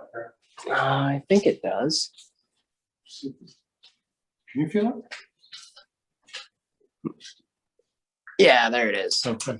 Okay. There we go. Let's go back out here for a minute. Once again, basement of the house. This was such a beautifully constructed, very formal house. And as a result, the basement would have been a space that would have been conceived as a storage or a work area as well. Look at these hooks in the ceiling here. We actually saw a hook similar to that in the kitchen that held up the candelabra or candle chandelier, I should say. Down here, not really sure how to explain those hooks. Probably bags of foodstuffs may have been hung from those hooks. The foundation of this house, unlike some of those in Lewisburg, this is a fieldstone, a rubble fieldstone foundation. And it was plastered over originally when the house was built. That's spelled out in the early archaeology of the house. So you'll see, like I said, a lot of the original. Obviously, there are all kinds of mechanical things that have been done down here over time. Here's a beam above my head right now, Brian, which would have been replaced. The original would have deteriorated, but I did show you the original as we came down the stairs, and you'll see it projecting on through. Another mark of the high quality of this home in the basement, these bearing walls, the one which is right in front of Brian right now, the one through which I'll be passing, these have the arcuated entryways. Once again, just sort of another hallmark of the high quality of the home. You'll see this arch will also be repeated underneath these fireplaces.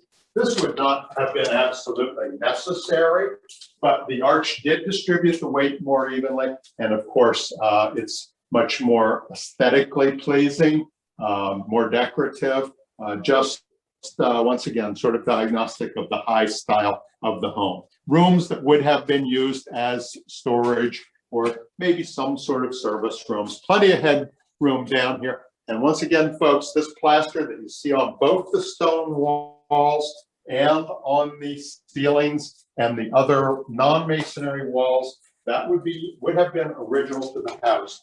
There are a couple of other rooms down here, but they're primarily consumed with all of this mechanical equipment. We'll just tuck in here where the entryway goes out the back, Brian, where the furnace pit would have been. Needless to say, there was no central heating in the building when it was built. Central heating would have been put in sometime in the 19th century. There would have been a coal-fired steam boiler, and it would have been in this location. There would have been a pit that would have been constructed for the purposes of a steam boiler. Probably, once again, coal-fired. I can't really see the evidence where the coal was brought into this house or where it was stored, but I know for a fact that the building was heated by coal at one point in time. And here is an outside entryway that, once again, I regard as being original to the house. This did go out into the form of a bulkhead outside. So I think we've covered a lot of the basement. Oh, thanks for joining us down here. We got a good tour. How did our guests like the tour of the basement, Heather? Did we see some interesting Let's ask stuff? the guests, please, folks, go ahead and unmute your microphones. That should not disrupt bandwidth. And I think Bill would really appreciate hearing from you. Oh, okay. Rear, and I'd like you to join us out there. Come with us. Okay. That's great. Okay. Thank All you. right. I think that we've, I'm getting better. Oh, did you guys want to point out those old hooks? We did. Oh, I'm sorry. Yep. Like we said, we're not really sure exactly what those are for. Our best guess is But that there's one Something. upstairs, right? there's one in the kitchen as well. Yeah. That's what I meant. I thought We you can probably pointed it out. catch that one on our way out here, actually. Yeah, it's the one that the light is hanging from. So they appear to be original. And we'll have a room There's the hook. Remember, folks, downstairs, when we all discovered those, actually some months ago, and there are a number of them. We didn't see all of them in the basement level. And we speculated as to what those might have been for. And then I discovered that there was an identical one here in the main kitchen. And in fact, the light was hanging from it. Well, the ones in the basement are a little bit too close together to hang lights. There would have been no requirement. And my notion is that those would have been hooks that would have been used for the hanging of probably foodstuffs that were contained within bags, something like that. Things that would not have been affected by, the moisture in the basement. So there was, Hope was talking about the bake oven out back.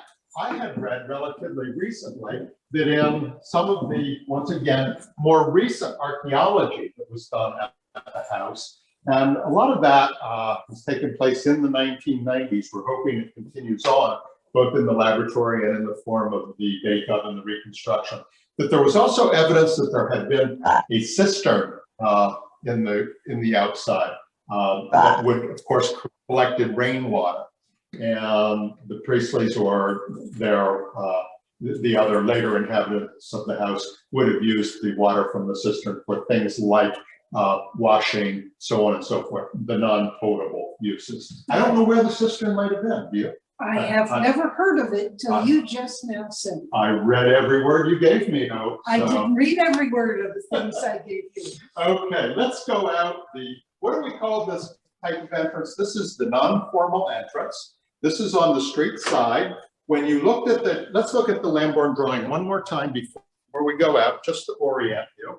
Hope, when we were on the Belvedere, I did give our group to Vista, and I showed them what Mr. Priestley would have seen. Tell the story about Mr. Priestley's telescope. He had a telescope. He had the only telescope in town. He had the only telescope. Important feature that I forgot to mention when we were on the Belvedere. I don't know any stories to go along with that. Okay, well, we know that he had one heck of a view, both to the town, such as it was, across the river and the mountains on all sides. He took some of his friends up. Absolutely, yeah. Well, we got our group up there. That's what really counts. If he didn't take his up, that was their loss, not ours. So here, once again, let's look at the Lambourne elevations. This is the, Hope has caught me many times calling this the front of the house, which it is not. This is the Priestley Street elevation, okay? Used to be called Northway. Yeah, he called it the Northway. Or that was the name street. of the street. Yes, that's right. That the street, Northumberland, or I should say Priestley Street, was called the Northway. That is correct. And that would have been roughly in this area. And it was fenced in. This type of a manor house, certainly in England, this would have been constructed of masonry. Since Mr. Priestley constructed his house of the local materials, the wood, he also constructed the fence of the wood as well. And that's the side, the elevation from which we will be exiting today. And when you all come to the Priestley house, and when do you open back up? Oh. First Saturday in May. Please come and see the Priestley House, Joseph Priestley House. If you have 1 to 4, it's the only National Historic Landmark in our area. And we are so proud and privileged to have it here. Let's go out this door, this beautiful Christian door. Highly relieved panels, nice definition on the Christian format. And here we are on Priestley Street. And when you all come down to visit Hope at the Priestley House, and you're on Priestley Street, this is the scene that you will see. Once again, Mr. Priestley lived exactly the last decade of his life.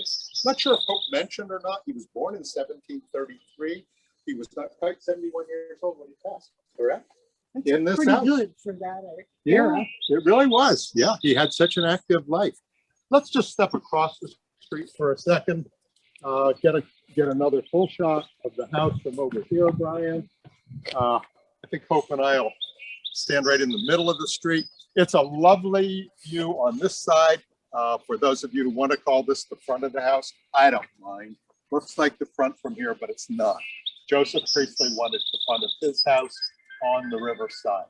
So this is the rear entry.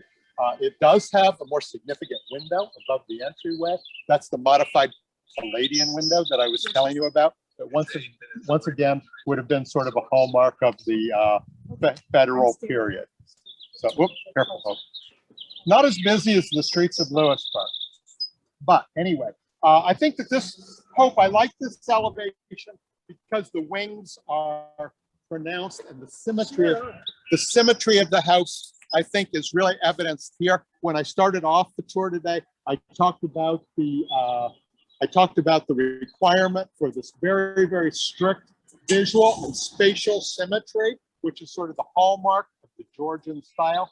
And here you see it in the main block of the house, the 5K main block, and in the wings as well. It is highly symmetrical.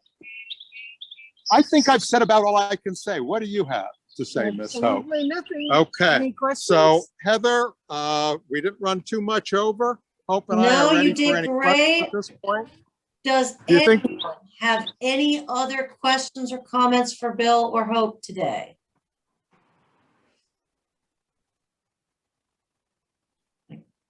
Okay, well, I think we're good. I want to say thank you, Hope.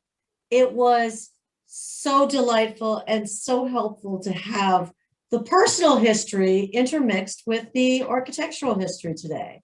So thank you so much for sharing this. And I will be providing the link for the museum as requested after Brian and I make sure no one is pictured in this except for the volunteers for the presentation. But thank you so much. This was really lovely. Heather, Heather, Yes. I'd just like to offer up right at the very end, since we have 1.5 minutes left, my own personal thanks to everybody, to our group. We do have another session. I hope that we're pleasing you with these adventures, these sojourns that we're taking out. And my special thanks, of course, to Hope. I couldn't have done this without her. We spent a lot of time collaborating on this thing, and we hope that we put a lot of information together in 2 hours. Thanks again, everybody, so much for coming, and have a look at the tapes after Heather produces them, and we'll see you all next week at another special place. Yeah. Thank you, Bill. Bye. Bye. Bye, everyone. Thank you for coming. Bye-bye. All right.